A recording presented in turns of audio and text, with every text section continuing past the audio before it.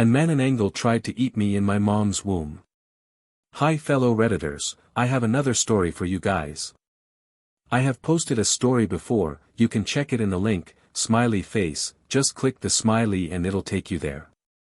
Anyway, I had just finished my last class of the day, another dollar, and I just remembered this story.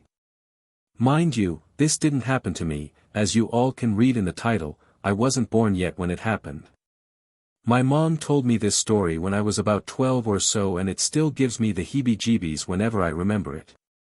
My mom and dad, who would later in life be estranged to us, was pretty young when they had me. Mom was about 20 to 21 at the time and my dad was a couple years older. Because of it, they were living with my dad's side of the family, who would also be estranged to us later in life too. The time the story happened was when my mom was about 7 months in her pregnancy with me. It was night time, she didn't say the exact time it was, but she said that it was already pretty late. She was just relaxing in their room and was about to go to sleep when she heard something outside her room, something flapping. Now, my mom at that time didn't really realize it, but she was quite sensitive in those kind of things that she passed it on to me and my younger brother.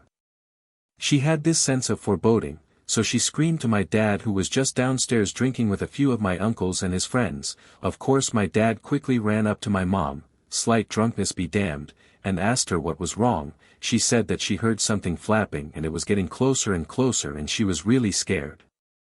Dad immediately called his brothers and friends and told him that a Manananggal, horrible vampire-like monster that feeds on pregnant women, children, animals etc., was trying to kill his baby, me, and his wife. They immediately took anything that's sharp and were vigilant throughout the night, keeping an eye for the Manananggal.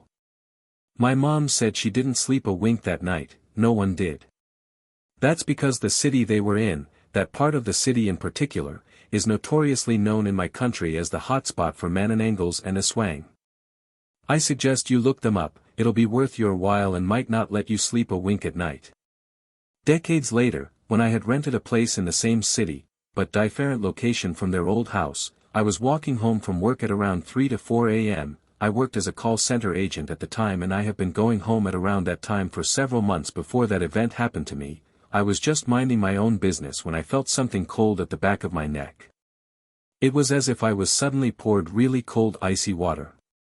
I was panicking on the inside but I didn't show it because they were truck and taxi drivers that was eating their late dinner or early breakfast. All of them are friendly, but most of them are exhausted from their work, since there is a small carinderia, food stop, near my place and there's a lot of factories there as well. I sometimes buy my own food there when I'm in a rush. I didn't want to make a scene and tried to remember the words my mom said to me before I had moved out. Always keep calm and call upon your inner self/guardian angel for help. I did just that, but the sensation of being watched, especially above your head, it's very hard to calm down. I willed myself not to turn around, and above me, just to walk straight and casually like normal. But I was already gripping the strap of my bag so hard it was a miracle I didn't bleed, but it did left a few calluses that I faintly still have today. Once I'm inside the safety of the gate in my place, I gripped the grills of the gate tight in my hands and glared in front of me. I still didn't look up, but damn it was tempting. I said these words with as much calm and protectiveness as I could, while still calling out for my guardian angel/inner self for help, and imagines a very bright white light surrounding me and the rest of my house and some of my neighbors. There's a lot of pregnant women and kids there. You're not welcome here, get out, don't even think of entering our home, get out, don't follow me, get out. You are nothing, you're not welcome here, get out. Get out. Get out.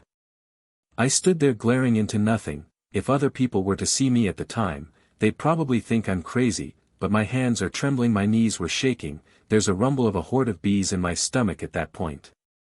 But I stood my ground. It took forever, but maybe it's only for a few minutes, until I don't feel any of that sensation anymore. I took off and entered my house, and once inside, I swear to God I broke down in cold sweat and fell down my knees. I was shaking so hard I feel like a tornado. I honestly don't know how I managed to get in my bed and fell asleep. A few years later, it dawned on me that maybe it was the weird cat I saw a few weeks prior to that. It was such a weird cat, I had the same heebie-jeebies feeling with it. Maybe.